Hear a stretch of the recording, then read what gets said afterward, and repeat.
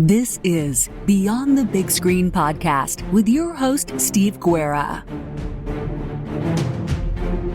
Thank you for listening to Beyond the Big Screen podcast, where we talk about great movies and stories so great they should be movies. Find show notes, links to subscribe, and leave Apple Podcast reviews by going to our website, beyondthebigscreen.com. And now, let's go beyond the big screen. Welcome back to Organized Crime and Punishment. Steve here with a special interview with a really fascinating topic. And it's a topic that Mustache Chris and I will definitely dive into more. But this was just the perfect opportunity to talk with Paul Moses, who is the author of The Italian Squad, the true story of the immigrant cops who fought the rise of the Mafia. And this is a really fascinating story because it falls outside of what most people traditionally think of the Mafia in the timeline of generally the later part of the 20th century. And this is going way back. So, Paul, maybe you can tell us what got you interested in this topic of the Italian Squad.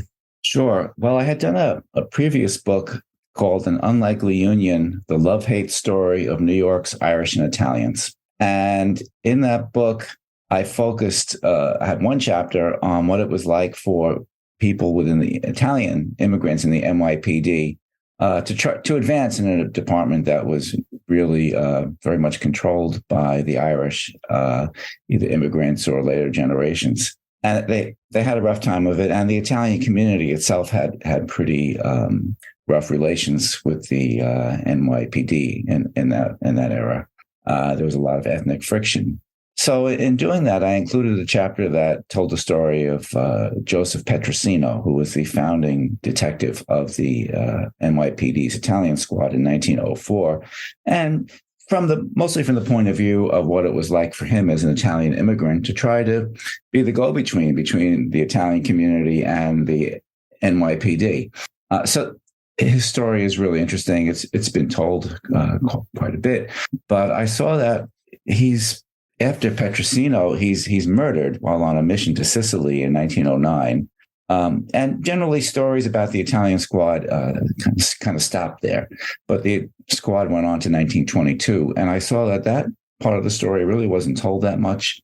And it was just as fascinating as the better-known story of Joseph Petrosino's service. Yeah, it's a fascinating story because Petrosino goes, maybe we can, before we even get into Petrosino and the whole story of the Italian Squad, they're fighting against Italian organized crime. And it's referred to at that time as the Black Hand. What was the Black Hand?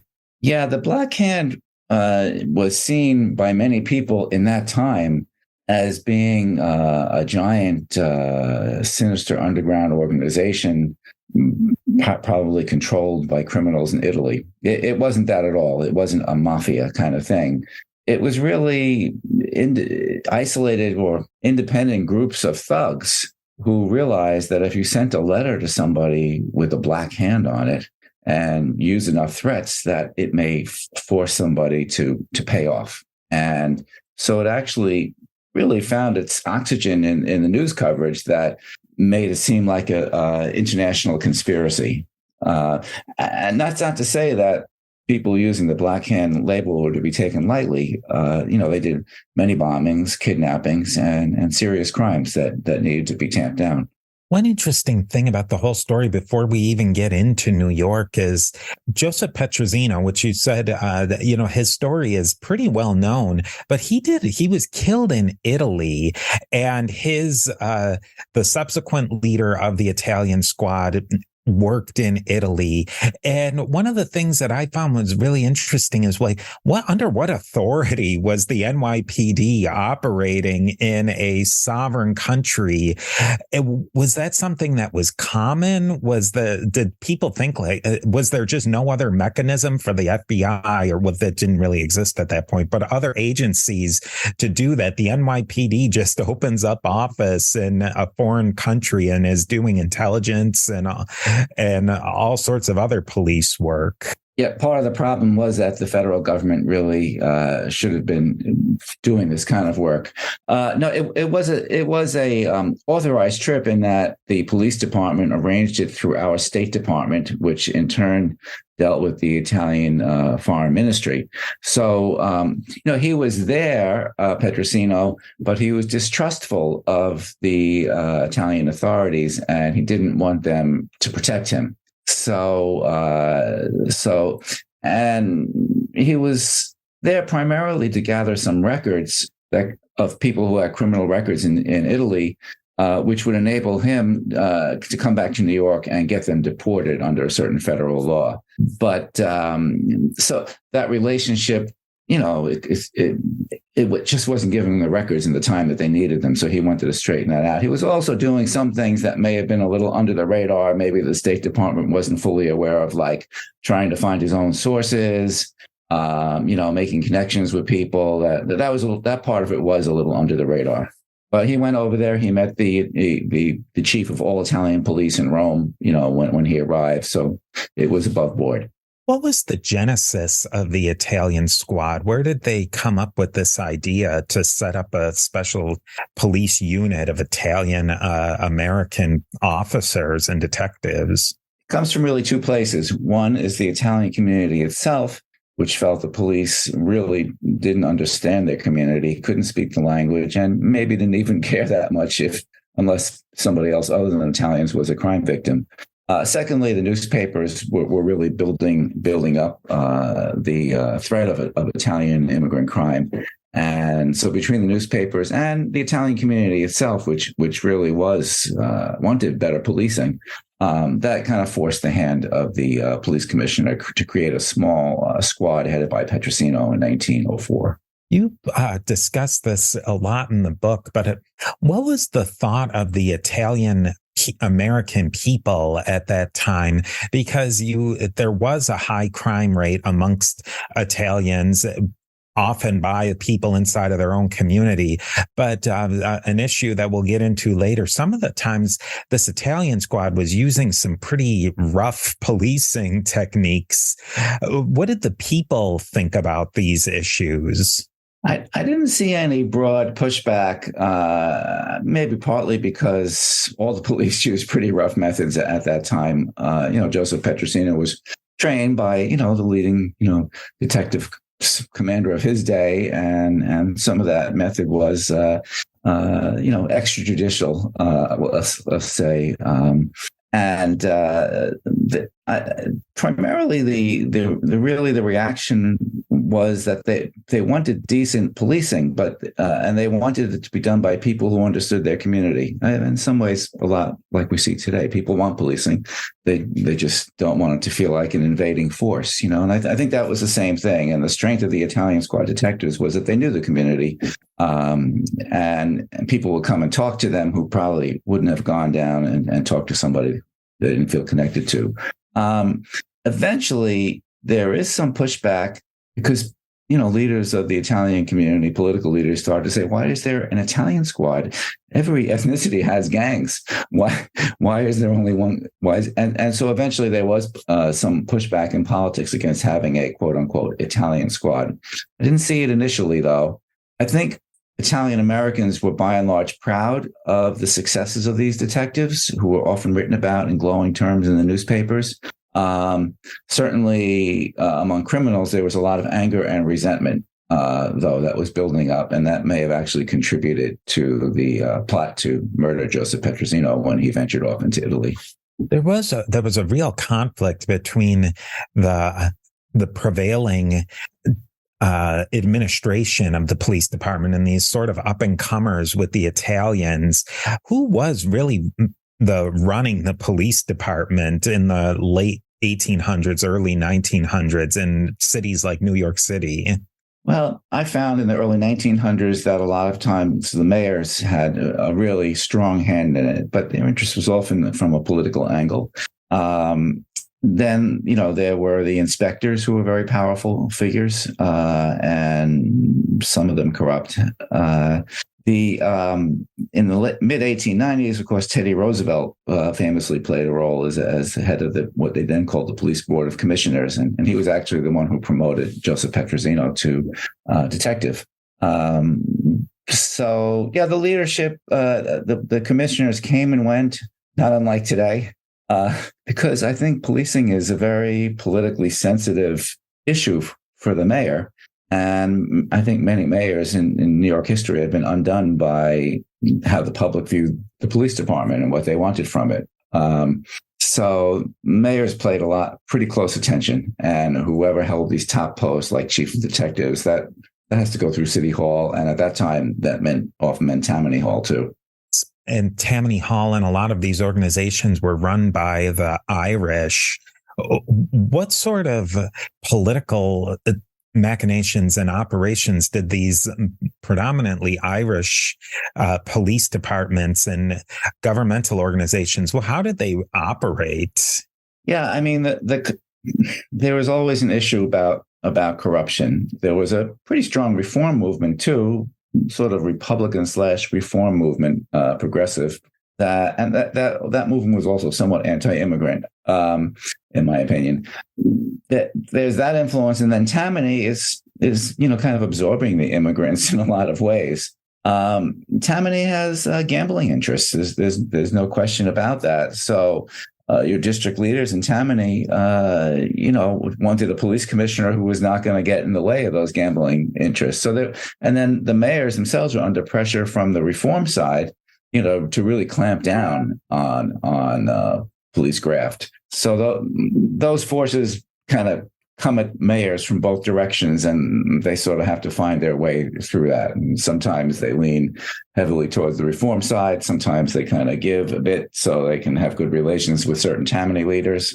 And it does actually affect the work of the Italian squad and what it can do or not do. The whole idea of civil rights, there was really, I guess throughout the whole history of the United States, and this is a theme that we discuss a lot in this current series of the podcast, but there's always been a push and a pull between preserving civil liberties and being tough on crime. And it seemed like that was really playing out in particular within this discussion of the Italian squad. What were some of the abuses of civil liberties, and then some of the pushback against that to preserve civil liberties? There was really a very wanton use of the nightstick in those days. And I don't in any way pin that on the Italian squad detectives. They were typically not out trying to get a bunch of people out of a bar or things like that. But they were very free with the nightsticks, and to the point that eventually the city elected a mayor who was really an ardent civil libertarian, Judge William Gaynor. He was elected in 1910, and he made police violence a high priority. He would investigate the cases himself. He would get complaints in the mail and call officers in. With the Italian squad, I think their great frustration was that they often knew more than they could prove in court, because people would talk to them, but they were not willing to testify. So that's where you might get a Joseph Petrosino going to somebody and saying, and threatening them or more. And so their use of violence tended to be targeted, I think, to people they thought were criminals, but had trouble prosecuting. That's what I noticed in looking at it closely, which is not to excuse it, but that's kind of how it played out. There was also a big issue with what we would now call gang databases. In those days, they would post photos of people who they arrested on the wall in the detective bureau, and detectives would look at those. And then when they're trying to, find suspects for a crime, they would, look for those people again. And they call it the Rogues Gallery. And that became a huge controversy and actually led Mayor Gaynor to let go of the police commissioner, who was probably the Italian squad's greatest supporter. General Theodore Bingham was his name, sort of a Teddy Roosevelt knockoff, kind of certainly not as brilliant as Teddy Roosevelt, but very brusque and I can do anything, strong. And he made a lot of enemies, especially in Tammany Hall, and eventually, the mayor removed him. But over this whole issue of the Rogues Gallery. Civil liberties, I guess, issues are nothing new. People were concerned about them back then also, as they are today. Steve here. We are a member of the Parthenon Podcast Network, featuring great shows like Richard Lim's This American President and other great shows. Go to parthenonpodcast.com to learn more, and here is a quick word from our sponsors. I found that Mayor Gaynor was probably one of the most surprising people of a book full of surprising people.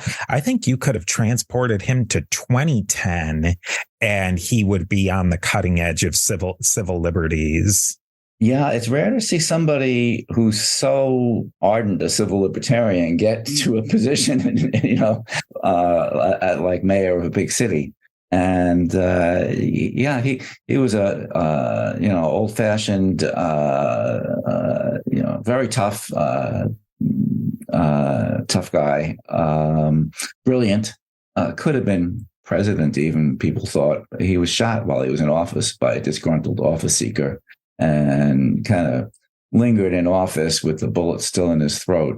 He died before his term actually ended. It was kind of a sad story, but he had been a Brooklyn judge who took on the machines in Brooklyn, and fought his way up. And he was a maverick, true maverick. And I think in that era, that, progressive era, people like that. Tammany eventually backed him just because they wanted to back a winner, but he had no use for Tammany, even though he won with their support. Maybe we could talk a little bit more about Tammany, because Tammany is always looming in the background. What was their power? Because they really start to fade out. Is this peak Tammany at this point, even in the early 1900s? Well, they had a boss named Charlie Murphy who was pretty brilliant, and not a Boss Tweed type who was 100% thoroughly corrupt. And you know what? They were the ones reaching out to immigrants. They had the boss on the Lower East Side, Big Tim Sullivan, he was totally in bed with the gambling and probably prostitution interests.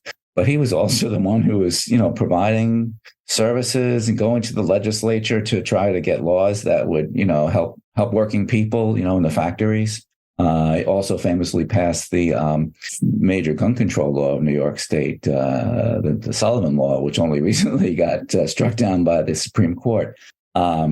So I guess as a kind of former newspaper reporter myself, I always kind of view them as totally corrupt. There's been a book by a historian and journalist, Terry Galway, that takes a somewhat revisionist view. And actually, in some ways, Tammany was really the ramp for some of the reforms of the that Theodore Franklin Roosevelt made later. Through Al Smith, that concern about working people was also there. So it's not a big, massive evil. But there was a lot of mischief, and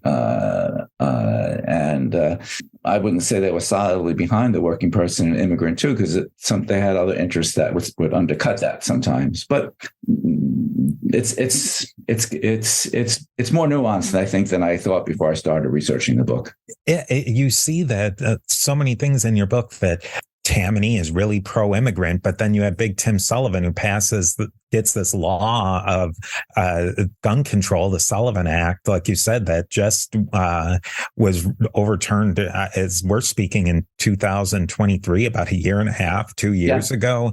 And that was, you would say that it was an anti-immigration law. What was what was the gun laws before? And maybe what was the impetus of all of a sudden in that time period to get guns off of the street, especially done by Tammany? Yeah, this is the law that involved, concealed carry and required a permit, which was not going to be granted to Italian immigrants, most likely. In fact, that was an issue that some of the parties raised in the recent Supreme Court case, which actually did hinge on the history of gun laws. But So it made it a felony. It did a number of things to crack down on gun crimes, and I found it impossible to read Big Tim's motives because he did arrange between reformer and ally of the mob. So. But certainly in the newspapers, the law was looked at as something to stop immigrant crime, especially by Italians, but others also, Jewish immigrants from Eastern Europe and others. But actually, the events that really triggered it were the shooting of Mayor Gaynor, which had nothing to do with an immigrant, and also there was an author who was murdered in Gramercy Park, and that had nothing to do with immigrants either. So. It was portrayed as a measure to bring immigrants under control, and certainly some of the judges who sentenced people applied it that way and said so. Your kind is gonna, not do this anymore. You shouldn't be carrying guns. Of course, some Italian immigrants carried a gun because they were afraid, but there was a lot of gun violence. I also want to say, Italian immigrants were not exceptionally prone to crime. There was a problem with violent crime. A good part of that is because the Italian migration was mostly young men compared to other migrations. So young men on their own, there were crimes, mostly crimes of passion and stuff. If you looked at the numbers of people arrested, Italians weren't out of proportion. They were not heavy drinkers, which often causes a lot of crime. So I don't want to say there was no problem. There was a problem with violent crime and this kind of growing, gradually organizing crime. But there was a widespread belief that Italians were prone to crime, and it really was not true. And it was the Italian squad detectives kept trying to tell that to reporters. They knew all the reporters, but somehow usually got lost beneath the size of the headlines, And there must have been an aspect that the Italians, like you said, they were majority young men, which young men commit a lot of crimes compared to others. And that the Italians were the first major group to come who didn't speak English. They had at least, we have discussed this in other episodes. There were German immigrants, but they were often wealthy and landowners, and they weren't crime suspects generally just because of their situation, where you have this massive influx of people who were Catholics, which wasn't, and to a lesser degree, the Jewish immigrants who were coming who didn't speak English and who were of a different religion. Did that play upon the people who were in the power structure and the people who were writing these newspaper articles? It certainly did. And there's one other factor which is kind of out of our worldview now, but was very much a part of it then, and that's the whole eugenics thing, where you believe that by the shape of people's skull and things like that it tells you what race is inferior or superior. And Germans actually, even though they may have spoken English when they arrived, would not have that didn't tar them. They were Teutonic, whereas Italians, Jews, and anybody from Southern Europe and Italy, the further south, they had this idea that people were genetically inferior, and therefore, no matter what they did, they wouldn't make good American citizens. And people like the Italian squad commanders, Petrosino, and those who followed him, they knew the people. They knew they worked hard, that they were good people, and they kept trying to get that point across with not great success. We'll get into some of the brutal crimes that the squad addressed, but maybe we can just talk a little bit more about their method. So you brought up the rogues gallery, and I believe that's where that term was invented. That's pretty commonplace now. And then the third degree was another one that I think was innovated with them. What were some of these methods that they used? Well, the superintendent, who was from the late 19th century, Thomas Byrne, he was known for the third degree, and it involved, brutal questioning. He might have said it didn't necessarily involve physical violence, but it was common, and that's where the third degree comes from. And I think you're right about the rogues gallery also.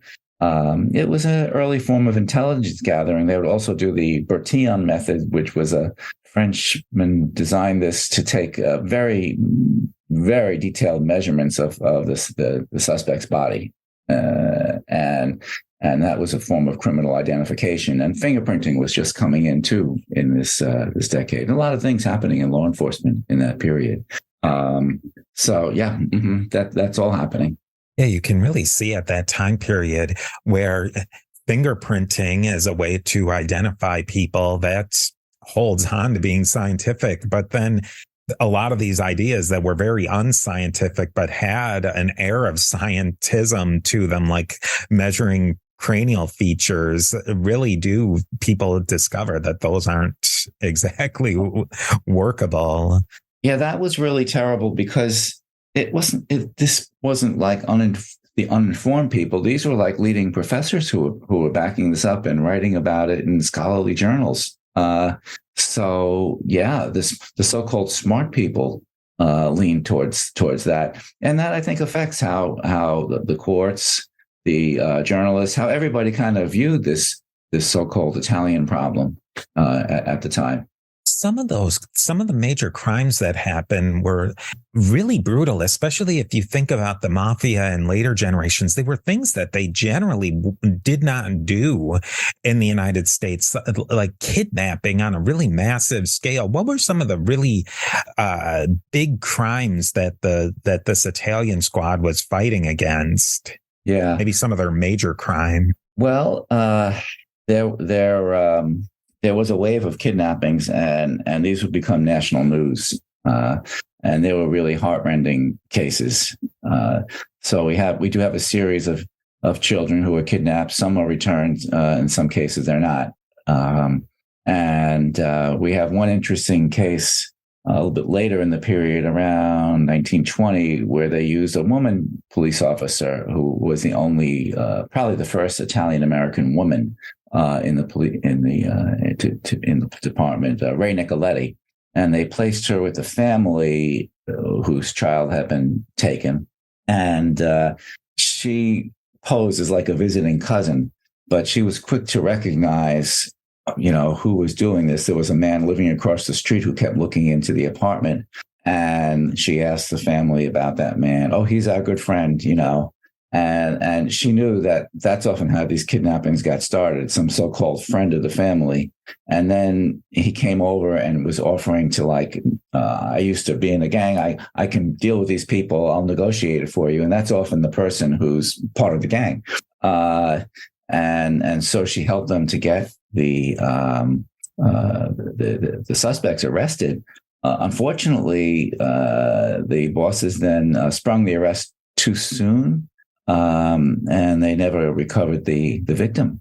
They brought the defendants to the station house, and they just beat them brutally all night, and let the missing little boy's father do the same. And they just never got it, and that little boy was murdered by the gang. And they never got the main suspects. But it's a sad case, but it's an interesting case, and it was interesting that really, as a woman stepped in to really make the case, which was big news. Her picture was on the front page of the Daily News when the arrests were made. So that was one of the many kidnapping cases that there were. And people always were unsure whether to cooperate with the police or just pay off, so that was always an issue in many different cases. What was the gang situation that the police and the Italian squad was fighting against? It really wasn't what we would later consider organized Italian American crime. Was this really very diffuse at this point? It's gradually becoming more organized. There was one group in the first decade of the 20th century that Joseph Petrosino and his successor, Anthony Vaccaris, and others recognized as, a more powerful crime group. And there's a book by historian Mike Dash called The First Family that tells the history of that crime group, the Lupo Morello family, Giuseppe Morello, Ignazio Lupo. And so they are coming together. They're probably the ones, all evidence points towards them, who are responsible for Joseph Petrosino's murder in Sicily. They both came over from Sicily fleeing criminal charges. They were not poor people. They came over, people of some means that were like middle class, I would say, when they arrived and set up businesses. So that's a group that is sort of a crime family, and differently from, the Black Hand types, they had connections back to Italy too, back to Sicily. And but the others were smaller gangs that eventually started doing what gangs can do, is they start developing sources of income, regular sources of income, and putting it into buying businesses and real estate, and so you do start seeing this forming as you get into the later 1910s, early 1920s. But it's really prohibition that in the 1920s makes these gangs powerful. And unfortunately, that's around the time they disbanded the Italian Squad, 1922. So the two going together is not a surprise. By 1930, you really have the genesis of what we would call the Mafia, American Mafia now, I think would be fair to say. Steve here again with a quick word from our sponsors. Yeah, that's fascinating that just as the Italian Squad is phasing out, that's when the pedal to the metal with these Italian American crime organizations get started. Well, why was this band Italian Squad broken up?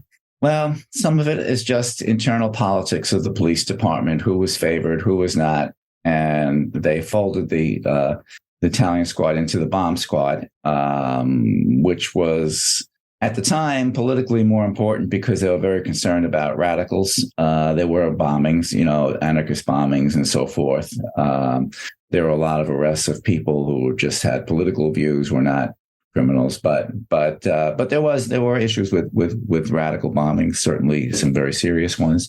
So they were folded into the Bomb Squad, but really not. That was really the end of it. They weren't. The Bomb Squad was not effective in doing the things the Italian Squad had to do.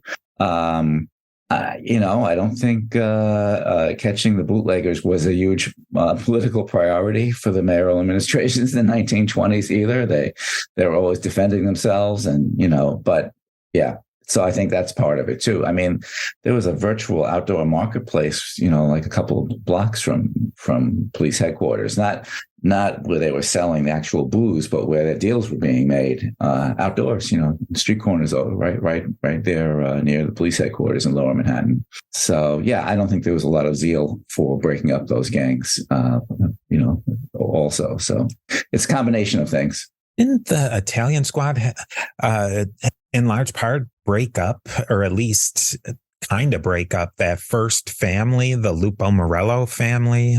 Although the Secret Service really did the heft there, provided the heft, because it was a counterfeiting case that sent Lupo and Morello to jail for, they both got very long sentences for counterfeiting, I think because everybody sort of knew they were also killers, but that wasn't, part of the case.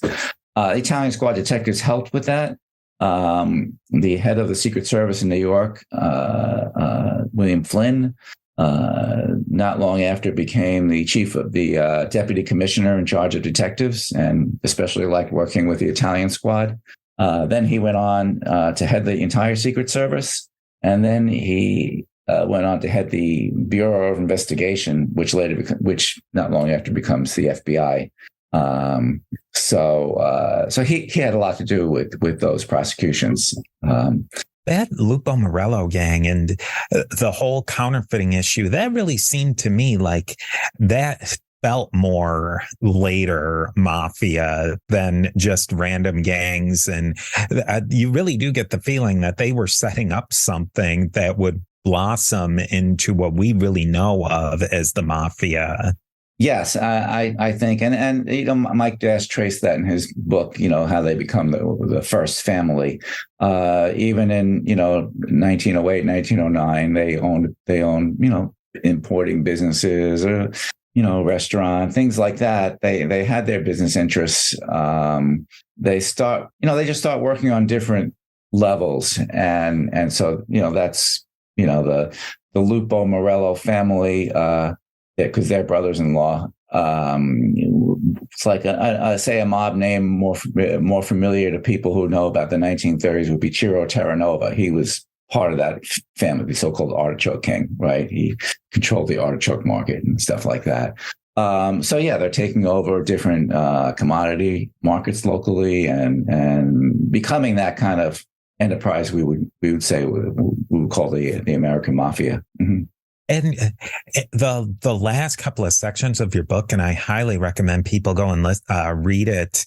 I think they can listen to it. I think it's on Audible, a very nice audio version. Mm-hmm. You really get into the rest of the story, so to speak, on a lot of these people. And one of the things you mentioned that I thought was really interesting, and I don't think I really knew of it. And most people probably don't. People who are even aficionados of the Mafia know that Morello really kind of trained Joe the Boss Mazzaria, who later on trained some of the biggest names like Genovese and Lucky Luciano.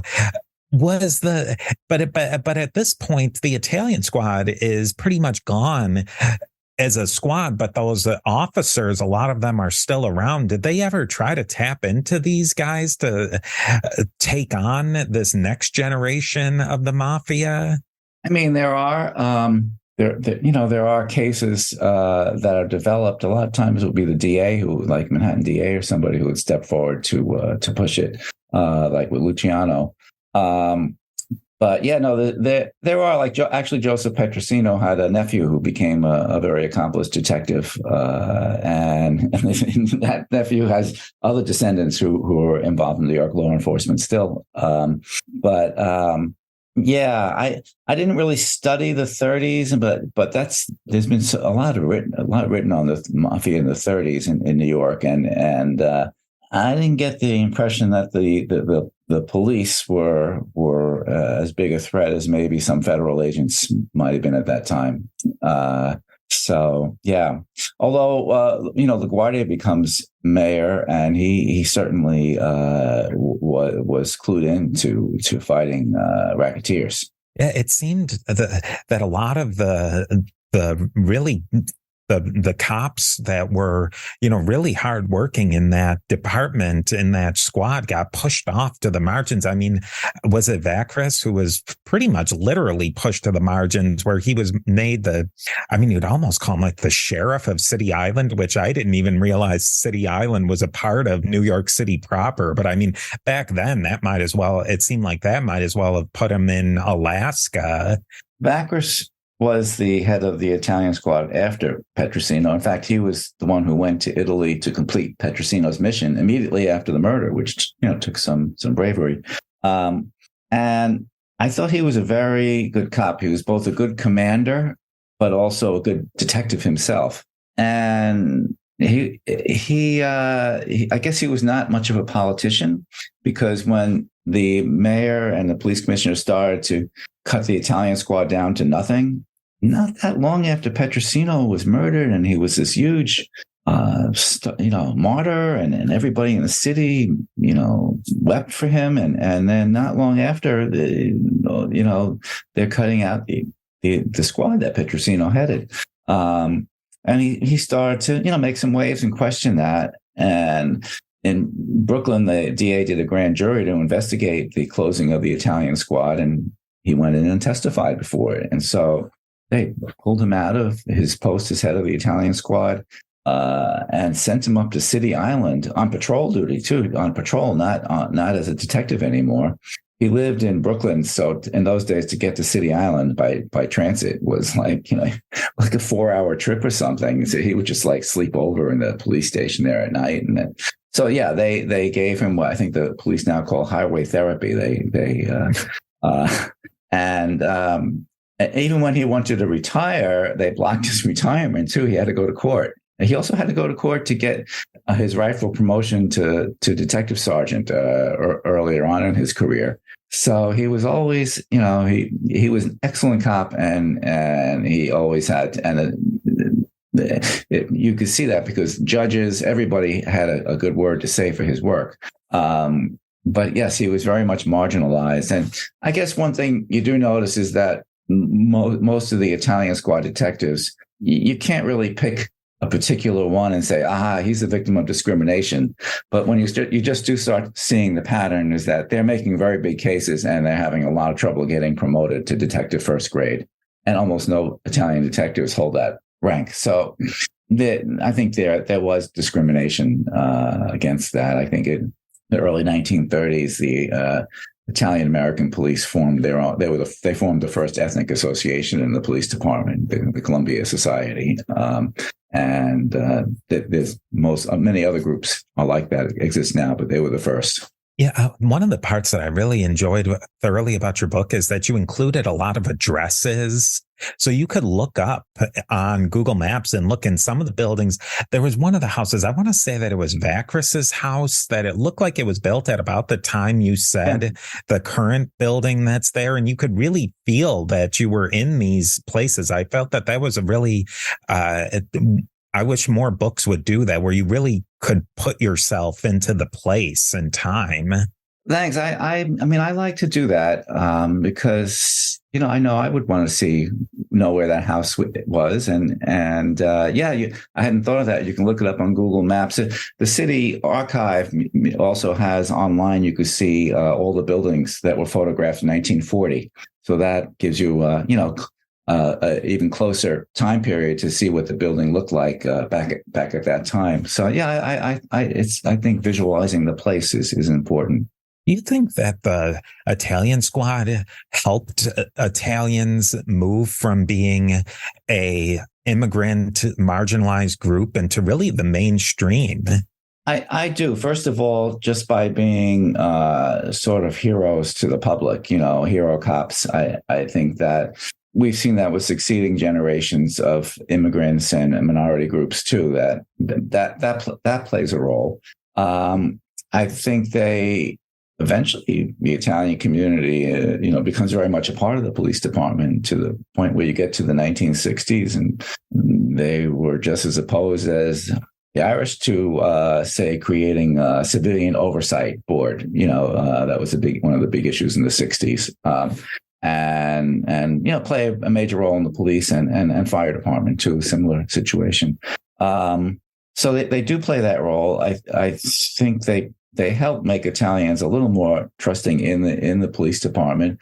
They could never overcome when they would make a big case.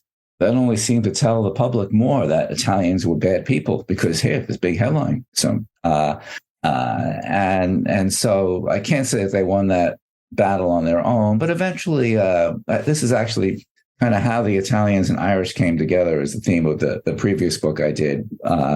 And some of it does have to do with people in the public eye, like Joe DiMaggio, Frank Sinatra. And I think the Italian squad cops are, in there, also in their way. You get to LaGuardia's last mayoral campaign in the 40s. He goes against Paul O'Dwyer, William O'Dwyer, who was Irish born, and defeats him. But more Italians voted for O'Dwyer than for LaGuardia. So you start to see the lines getting blurred. And after World War II, the two groups start to intermarry in a big way. So I think they contributed to that, but it was a fight that they couldn't win on their own.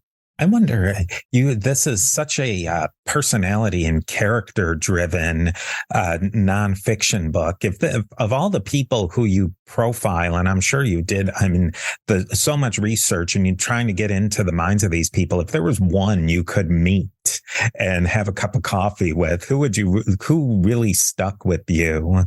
Well, I really admired Anthony Vacris, and I knew him a little better than most of the others because his family had kept a diary that he had of the undercover trip he took to Italy.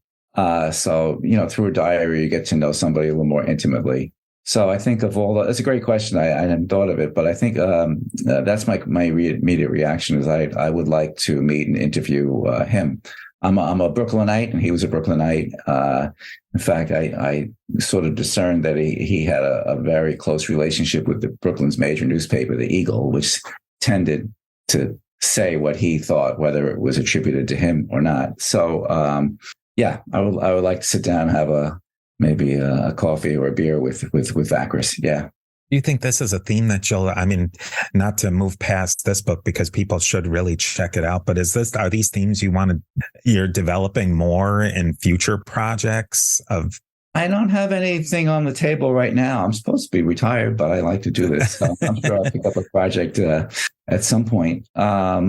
But no, I'll speak on the book and maybe try to develop something cinematic from it. And but I don't think I'm gonna do another one. I'm half Italian. My mother's parents were both from Calabria and Basilicata, and I've explored that in 2 books. So my father, late father, was a German Jewish refugee from Hitler. So a number of people have said to me, "Well, what about the Jewish side?" So I have to think maybe of looking there too for a story. We'll see. Yeah, there's definitely a story there, and I think that this would be a great project for a movie. If somebody's out there looking to produce a movie, I think that this could be a really great movie. Well, thanks. I hope you're right. My son, is a writer, screenwriter, and television writer, and so we've been working together on putting together something. So hopefully, you never know. Well, I want to thank you so much for coming on the show. If people want to hear more or learn more about this, they should definitely check out your book on the Italian Squad, The True Story of the Immigrant Cops Who Fought the Rise of the Mafia by Paul Moses. Thank you so much for coming on, Paul. Well, thanks so much, Stephen. It was really enjoyable chat. I really appreciate it.